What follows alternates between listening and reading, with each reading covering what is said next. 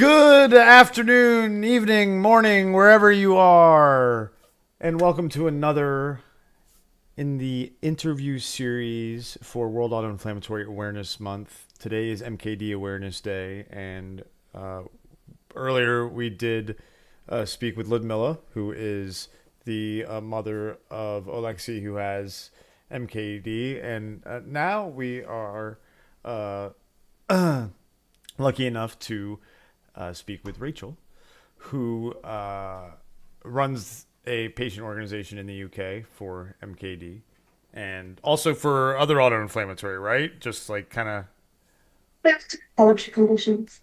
yeah. So, yeah.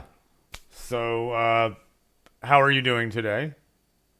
I'm good. I'm good. I was running a little bit late, but I'm glad that I got here on time. And thank you for having us.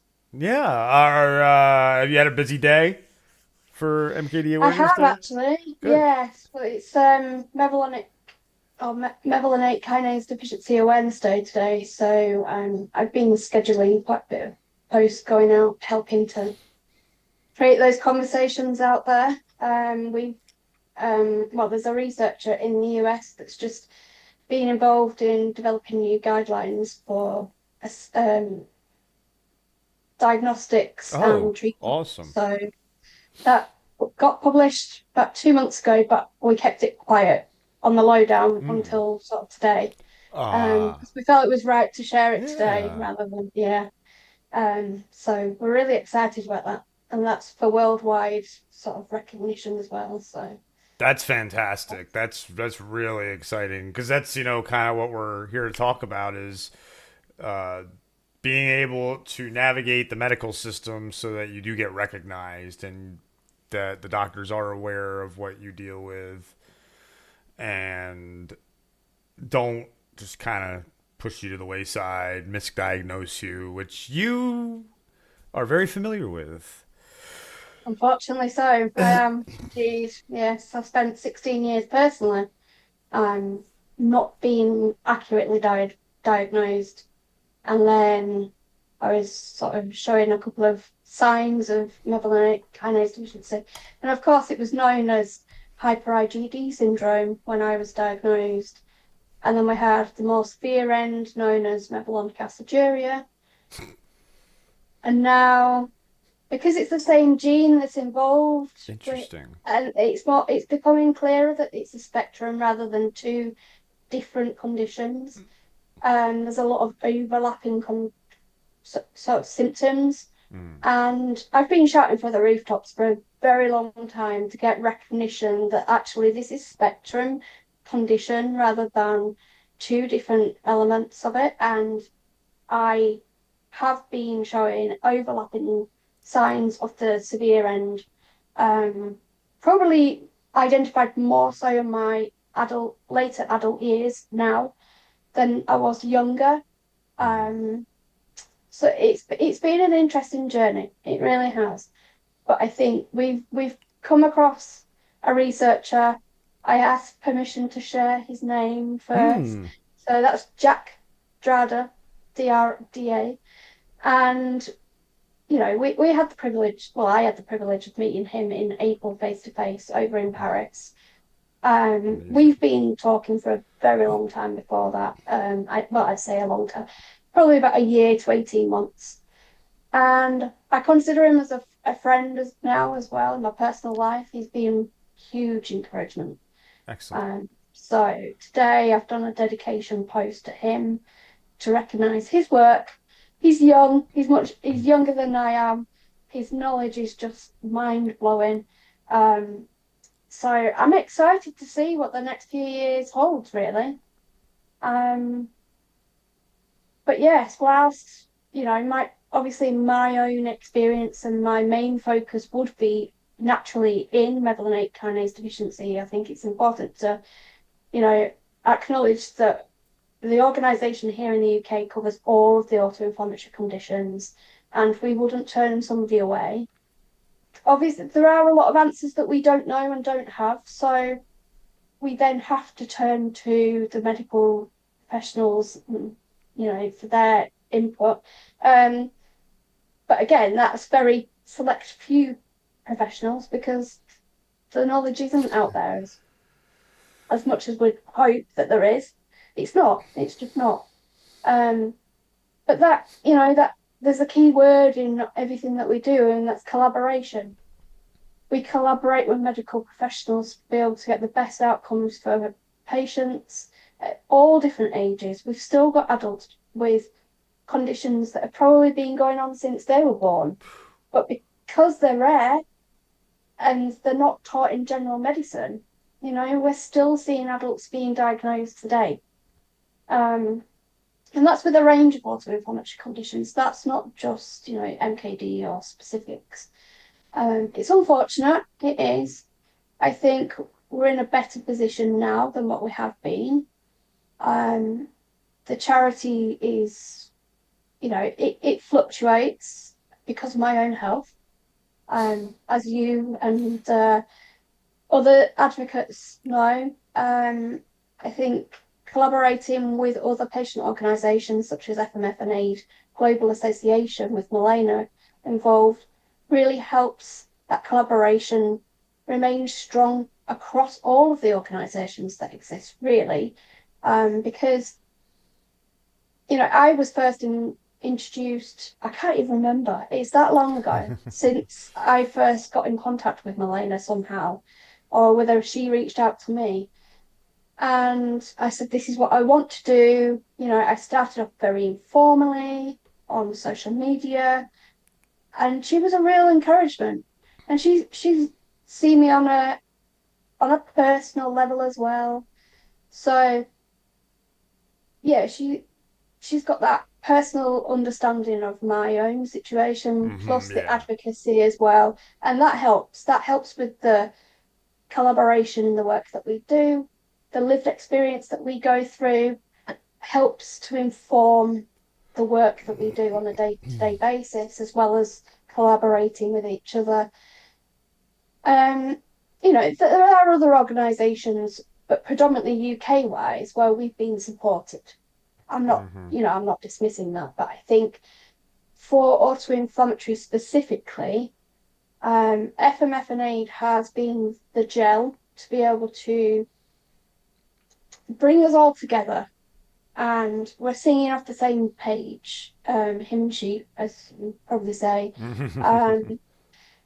And we have to do that because care within our conditions, not only is it rare and unknown, but the care is disjointed.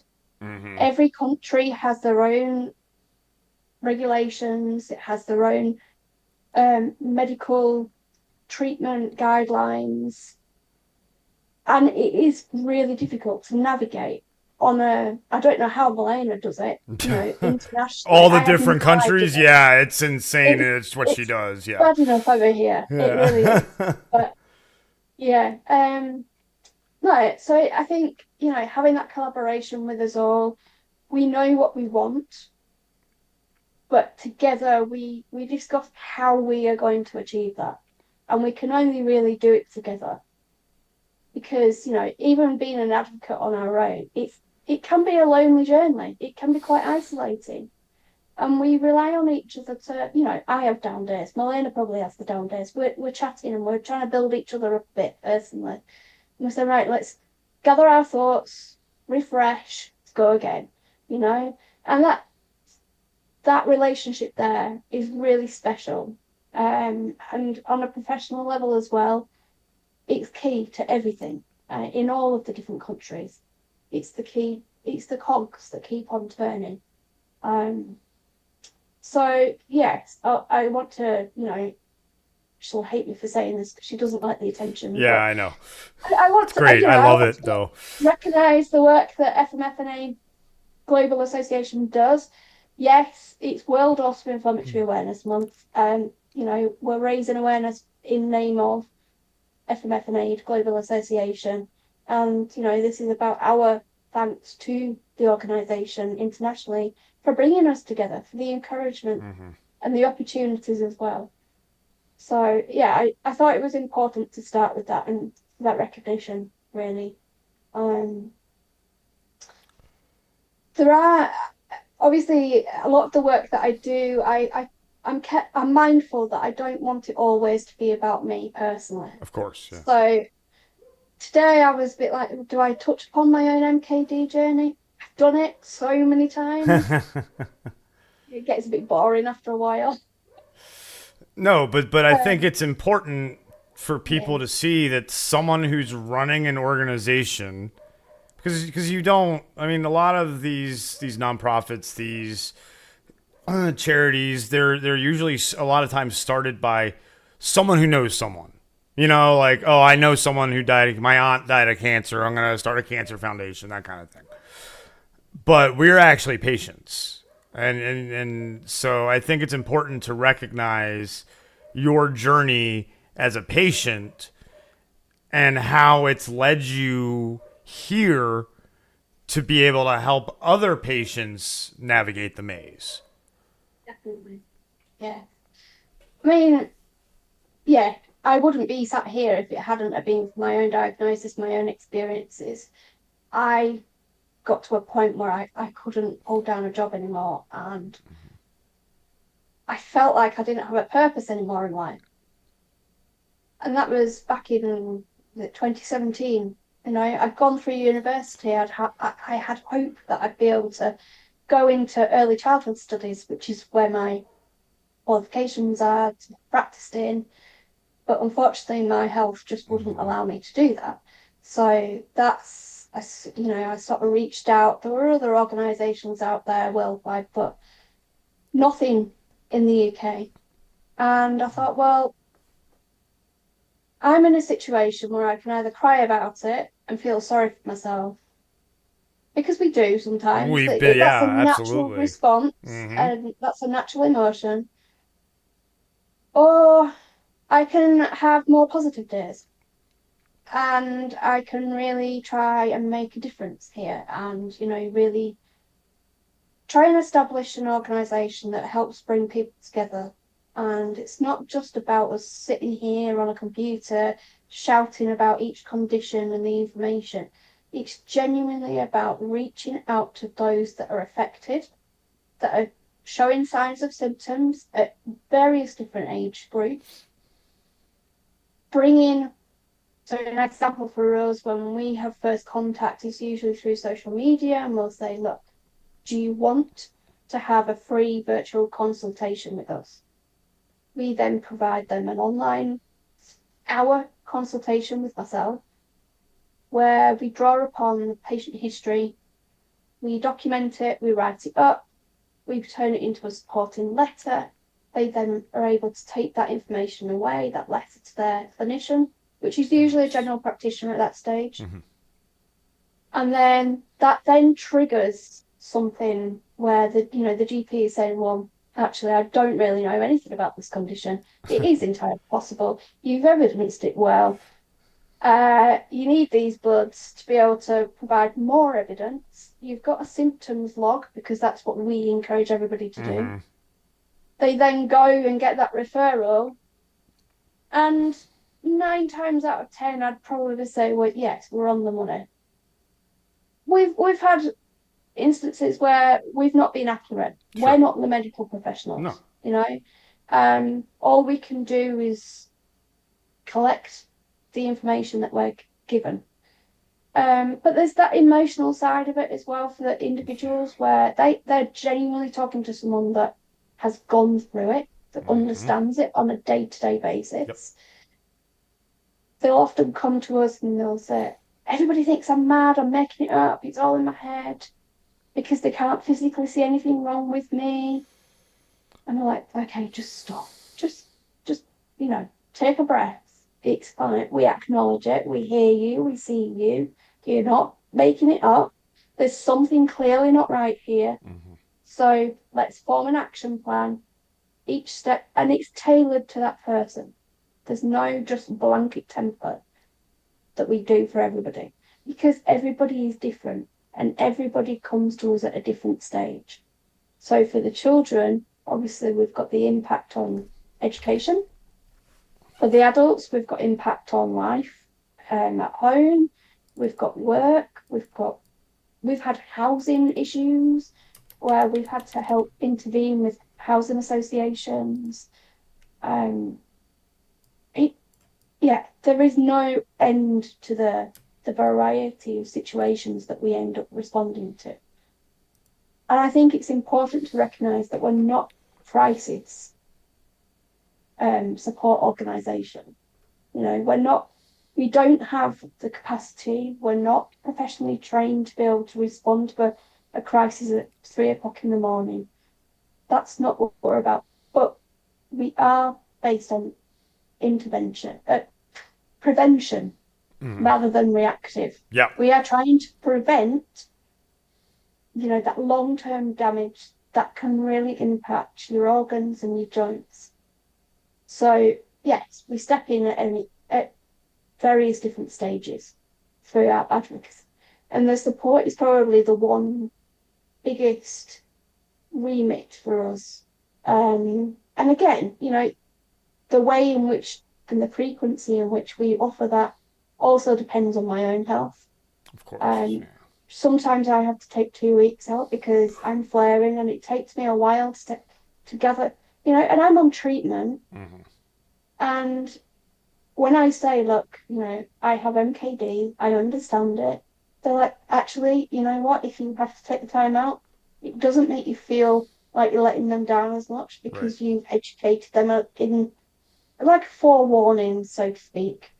And it works better. And it's not about me, centering it all around myself. It's not about that.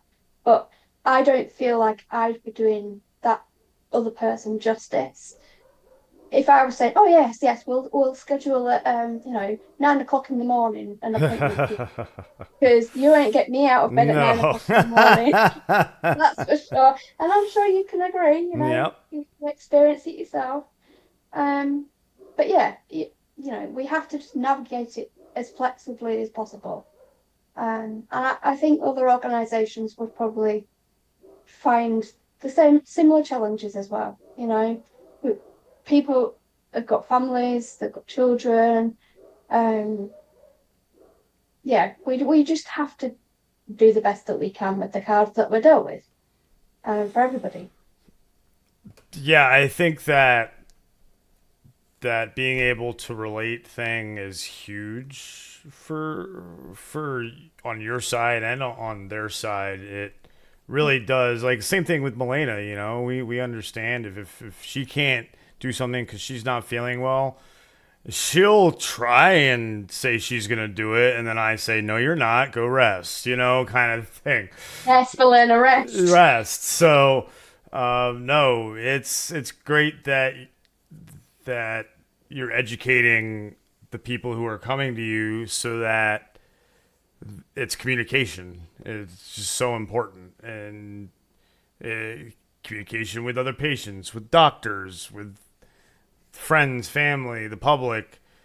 It's one of those issues, autoinflammatory, where there needs to be public health campaigns about them because they're probably way more prevalent than the diagnosis numbers show.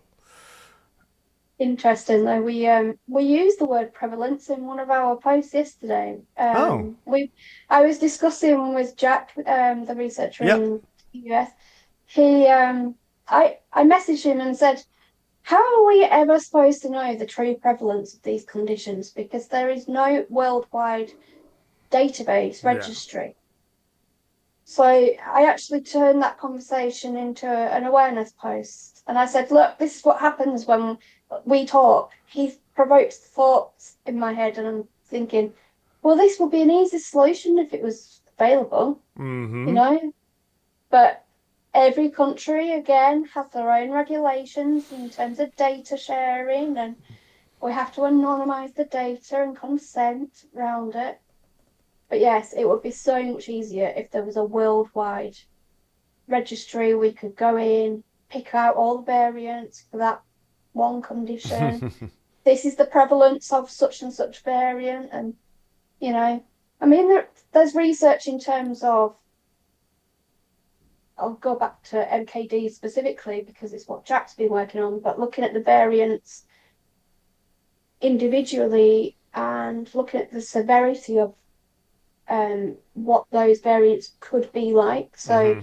if you, for my variants, it's actually classified in this EU-based registry, which doesn't talk to the other countries.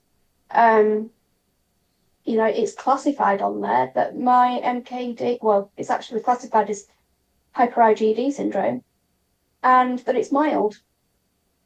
And I'm saying to Jack, this needs reclassifying, but how do we go about it? You know? And I think those things are really important. But again, that's not a worldwide registry. That's not something that I'm sure other countries can use as a reference base, Yeah. but it still doesn't give the accurate prevalence to these conditions. No, and when, you're in the UK, I'm in the US, and, two of the more advanced countries in the world, and they're having issues tracking these diseases, the writing's on the wall, essentially. It is. Yeah. So, you talk about, not being able to work and then like feeling like you didn't have a purpose. Talk about that journey because I've been there. I was there. Talk about the journey from like what it was like trying to work and trying to push through, and then ending up making the ultimate decision that you made to stop working.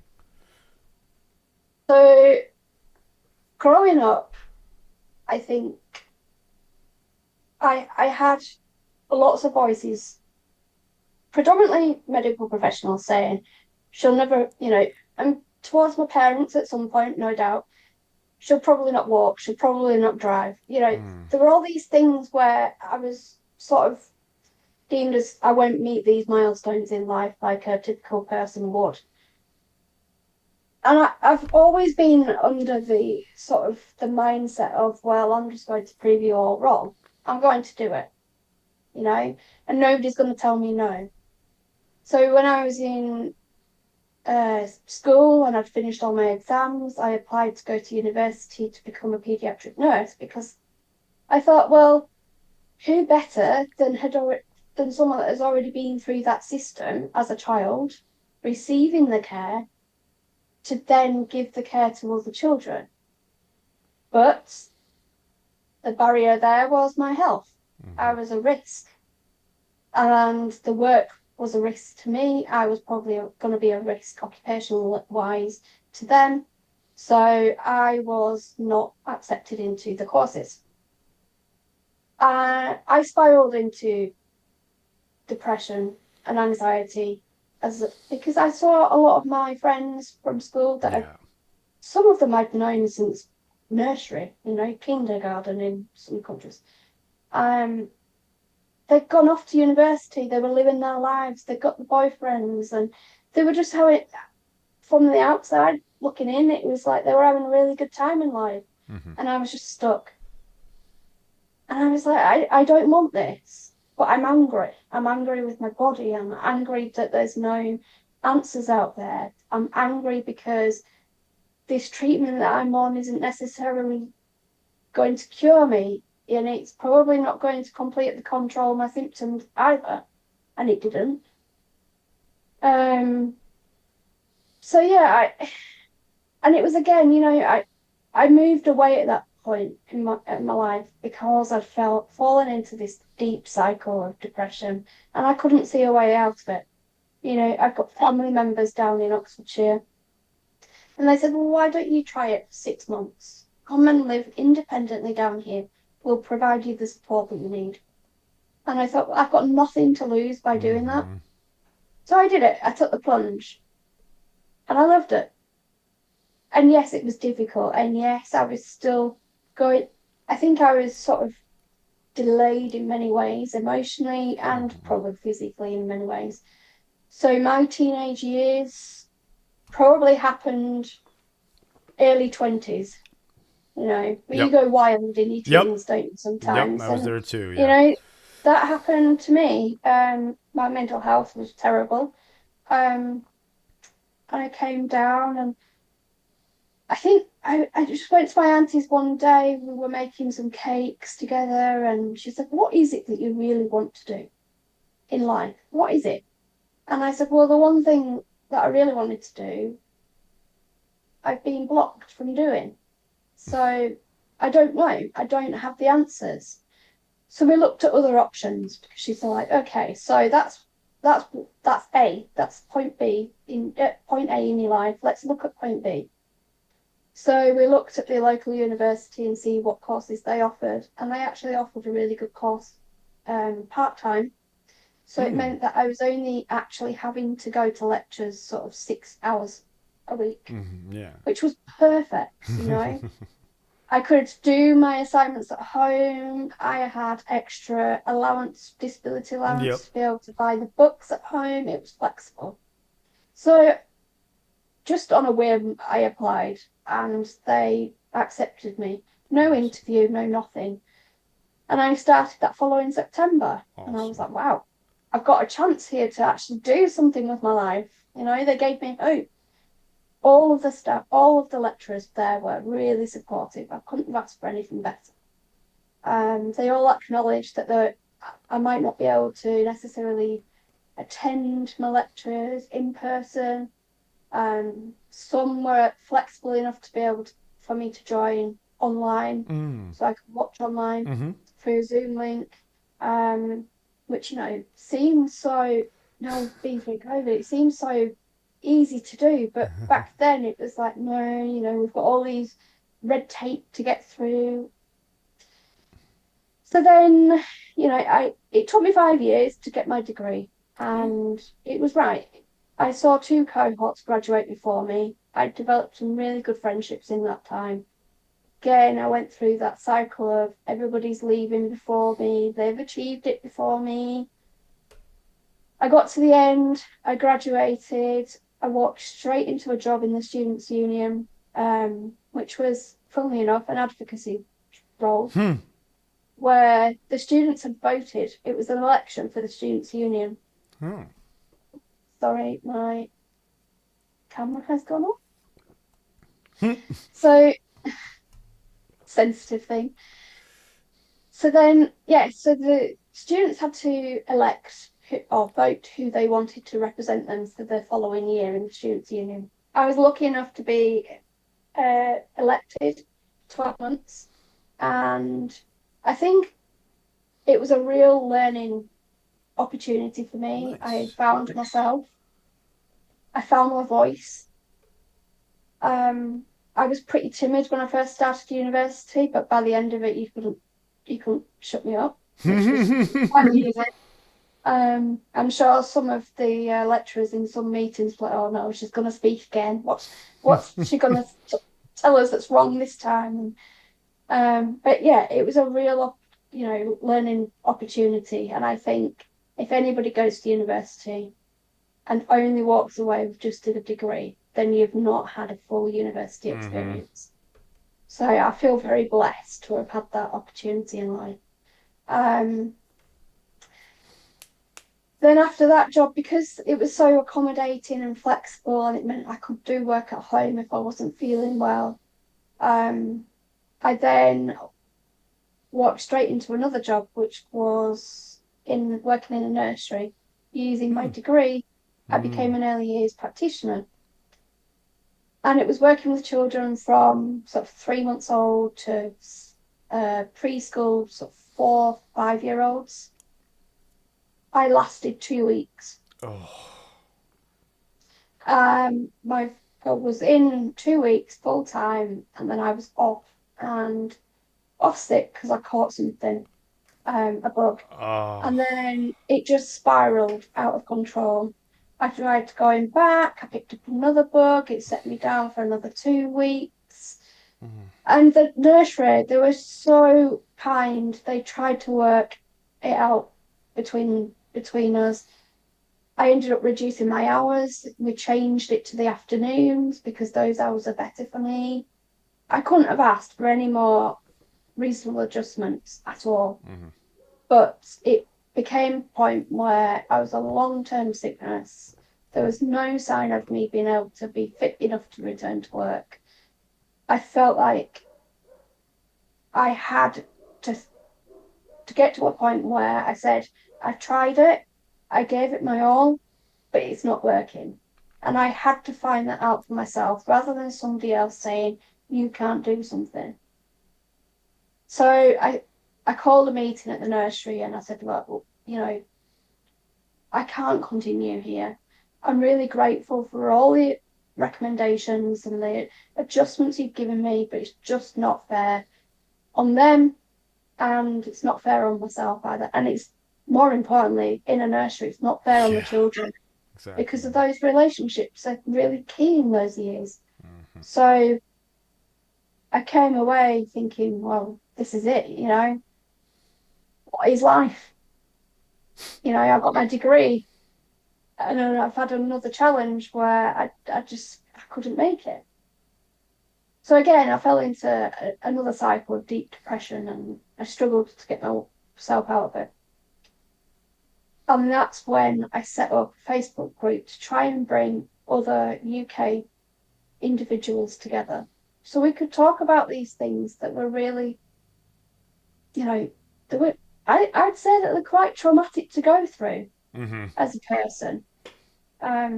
You've not just got your medical trauma, which is not acknowledged enough, but you've got trauma within the workplace and, then you've got, so here in the UK at the moment, the government have just, they're in the middle of changing what's the access to disability benefits for those that are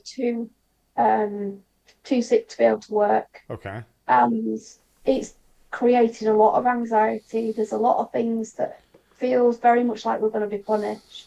Oh. It's a very worrying time because the new future generations are going to come through and they're not going to have the support that we've got currently. And they were discussing about everybody being included in the changes, which meant that potentially the support that I get from the government, I wouldn't be able to get after 2027. Oh my God. And I'm thinking, this is so messed up because all I'm trying to do is just exist. Yeah. Yeah, you didn't ask for this disease. No, and it's not, I have to be careful in how I word this, but I'm not sat here and not doing anything with my life. I give back as much as I can. And I consider the advocacy work a huge fundamental part in a person's life. So to personally strip me and others in this country away from that support in life, you are stripping away their dignity, their independence, and you're going to cause more problems long term financially for the country, because if people can't afford to eat properly, warm their houses, keep a roof over their heads, then they're going to be back in and out of hospital requiring all the healthcare in the world. So why not give those people the support that they need early on as a prevention rather than a reactive where you have to wait 4 years down the line for mental health therapy in the country because the waiting lists are ridiculous. For a physical health appointment at the moment, you've got about 12 months, 18 months wait because that's our National Health Service and it's been depleted, unfortunately, over the years. It's hard. It's a hard world. And the disabled people that we all came together in the country and we said no, we're not standing for this. There was a public consultation. We all responded to that. Charities responded to that. We managed to get it to a point where the government had to back down on many of the changes that were going to implement. It's still not clear as to exactly which changes are going ahead and when, but that initial, I think, that fight that we all put up really showed them that, what they're trying to do is just heartbreaking, to be honest. Um, and taking away those things from me, for my independence and my dignity, and you know, ultimately, I'd probably have to go and move back in with my parents. I'm going to be 40 next year. I don't particularly, as much as I love my parents, I don't particularly want to have to go and live with my parents again. Yeah, You know, don't blame you. Yeah, it's not good for them. It's not good for me. it's I just love more being together. roadblocks, more obstacles, It more is. twists So and turns you have to take, and hoops you yeah, have to jump indeed. through. And And of course, it's traumatic having to go through all of these assessments. You know, are you sick enough to qualify for this support? And it's the same for every country, it you is, and know, that's the thing. That's the all the point we are developed trying to countries. make. Is everywhere it's like this. Yeah, It's so difficult everywhere to navigate it is. the system. Yeah. You know, and I've got parents at the moment coming to me because schools are going back this week, Mm-hmm. next week, and they're dreading it because the other issue that they're having is my child got, we get fined now for poor I attendance have heard, without yeah. any evidence. So now that, we're having to deal with that, and we've got a letter prepared, ready to go Oh, to good. for all parents when they contact us, we can say, give them this letter. If Mm-hmm. any other problems, then contact us. We'll get directly in touch with the school with Yep. your consent. But we're taking a stance. And also, children that receive 100% attendance because they're lucky enough to be well enough to attend school Yep. are awarded for it by having a certificate at the end of term. Yeah. We won't get into that really, but yeah, it just shows you that we're not just. It's not just an invisible illness that a lot of times we are invisible with it all, and that again, it's just. It seems like that the system all over the world, it's that the maze is just getting bigger and bigger and bigger and bigger, more twists and turns, more dead ends, and that's what we're trying to get the word out so that more people, not necessarily people who are sick, but yes, people who are sick who see this and say, "Oh, maybe that's me. Let me go contact someone, and this could be me." But people who aren't sick see this and say, "Oh, I didn't think my friend over here who has a disease like this, what they went through, and now I understand a little more." Indeed. It's I feel for the parents that are having to go through this. And I look at my own parents and I think, even recently, they've shared something. So my dad's had a few. I'm not going to go into details out of Sure, respect of for him, course, but yeah. he's had a few health issues recently. Okay.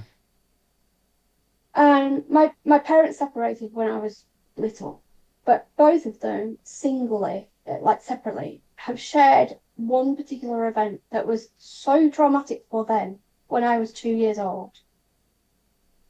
I was critically ill, and they didn't know exactly what was going on. And we were in a side room, and I'm going to be careful because I know YouTube can censor some things, but there was a child in another room, and unfortunately, that child passed away in the middle of the night.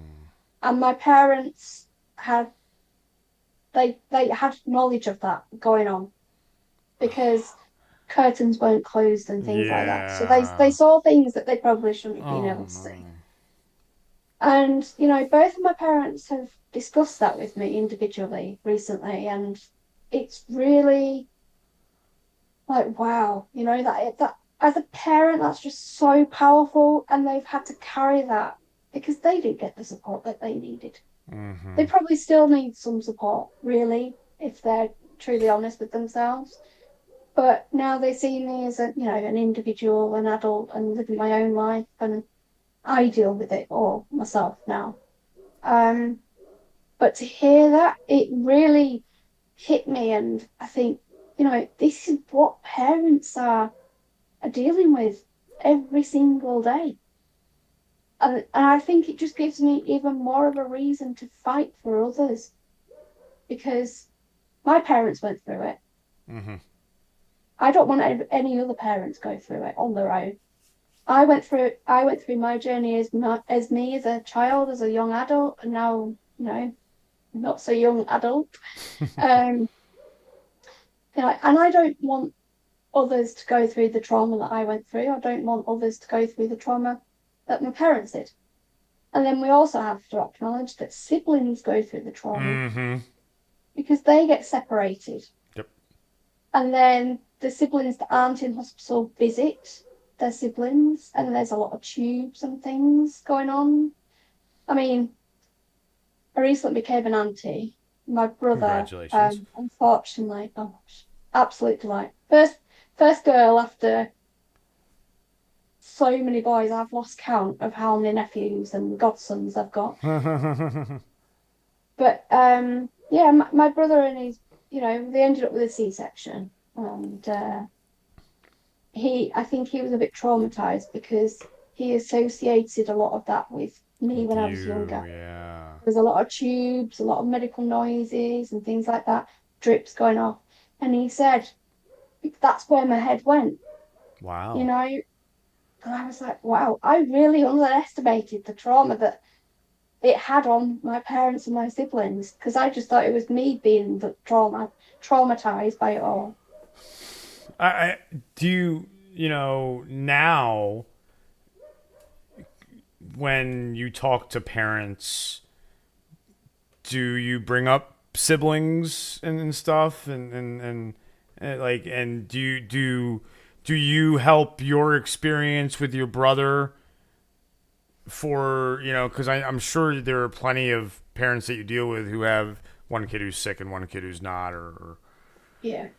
So one of the first questions we ask is, when we're collecting the history, we'll look at family dynamics as well, not just the health basis. yeah. So is this child as ill an only child or not? And are there differences between them and the siblings? And if so, what are those differences? What we would like to do if we get more funding in the future and more human resources, is to really provide the sibling support groups, Hmm. for different ages, because I think they need an outlet to be able to process what's going on. Mm-hmm. We, at the current time, there's 3 volunteers, well, 4 volunteers now, sorry, I should say, um, running this organisation. We're small Yeah. as all of the organisations are. Mm-hmm. We volunteer our time. We don't get paid for this. No. So it all comes down to funding as to what we are able to do. But we do have those conversations, and we try and educate the parents that, this is more than just what that sick child is going through. But equally, we've got to acknowledge that the parents have got their own stresses and strains as well, and we don't. It's a process. You can't bombard parents within 1 hour of all this information to remember. You have to keep those relationships going and check in with them after, like a follow up, and say, look, I'm here. You can come and chat to us. It doesn't matter what it's about. You know. Will be your So yeah, guide basically.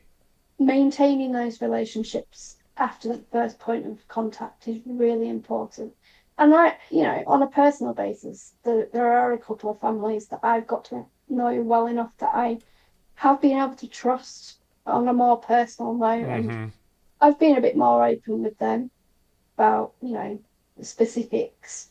But equally, I'm always mindful I don't want to scare families. Yeah. So it's really hard knowing the balance between it all. Yeah. Well, let's hope that what the future holds for your organization, for FMF and AID, for all these other organizations with the work you're doing, the work Milena does, to get awareness out there, get education out there, be the support for people who deal with what we deal with, but have nowhere to turn, don't know what to do. Let's hope that just continues to thrive, and that through our work, the world can maybe start to recognize how difficult dealing with all this can be, and a lot of those barriers and roadblocks and obstacles that we deal with maybe disappear. Let's hope. We can only hope. But for now, this is what we can do. Get the word out, Indeed. spread the awareness, raise money, raise awareness, share links, share videos. The GoFundMe link is below me. FMF and AID's link is below me. We'll go ahead and put we'll put all your links in the description of the video that will live on FMF and AID's YouTube page. So thank you, everybody, for stopping by. Rachel, thank you so much for taking time out of your evening. You very much for having us. Of course. And again, if you are dealing with any kind of weird symptoms that you don't know what they are, they could be autoinflammatory, they could be something else, but bring autoinflammatory up with your doctors, because you could have found an answer that you didn't know you found.